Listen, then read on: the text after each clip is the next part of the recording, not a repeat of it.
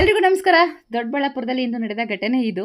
ರಸ್ತೆಯಲ್ಲಿ ಇದ್ದಕ್ಕಿದ್ದಂತೆ ಗಾಡಿ ಆಫ್ ಆದರೆ ವಾಹನ ಸವಾರ ತಾನೇ ಏನು ಮಾಡಲು ಸಾಧ್ಯ? ಅದು ಅವರ ತಪ್ಪಲ್ಲ. ಇನ್ನೊಂದೆಡೆ ಸದಾ ಟ್ರಾಫಿಕ್ ಕ್ಲಿಯರ್ ಮಾಡುವ ಒತ್ತಡದಲ್ಲಿರುವ ಪೊಲೀಸರು ರಸ್ತೆ ಬ್ಲಾಕ್ ಆದಾಗ ಗಡಿಬಿಡಿ ಪಡುವುದು ಸಹಜ. ಅವರದು ತಪ್ಪಲ್ಲ. ಇಬ್ಬರ ಪರಿಸ್ಥಿತಿಯೂ ಸರಿಯೇ.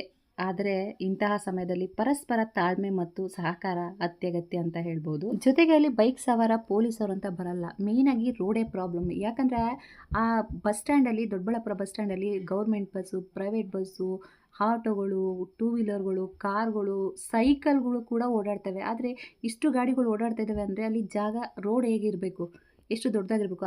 ದೊಡ್ಡದಾಗಿಲ್ಲ ಅಂದರೆ ಈ ಥರ ಇನ್ಸಿಡೆಂಟ್ ನಡೆಯುತ್ತೆ. ಹಾಗೆ ಆಗುತ್ತೆ, ಡೈಲಿ ಆಗುತ್ತೆ. ಎವ್ರಿ ಸಂಡೇ ಕೂಡ ಇದೇ ಥರ ಪ್ರಾಬ್ಲಮ್ ನಾನು ನೋಡಿದ್ದೀನಿ ದೊಡ್ಡಬಳ್ಳಾಪುರದಲ್ಲಿ.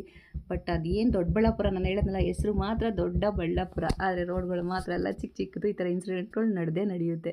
ಇದ್ರ ಬಗ್ಗೆ ನಿಮ್ಗೇನು ಅನಿಸುತ್ತೆ ಕಮೆಂಟ್ ಮೂಲಕ ತಿಳಿಸಿ.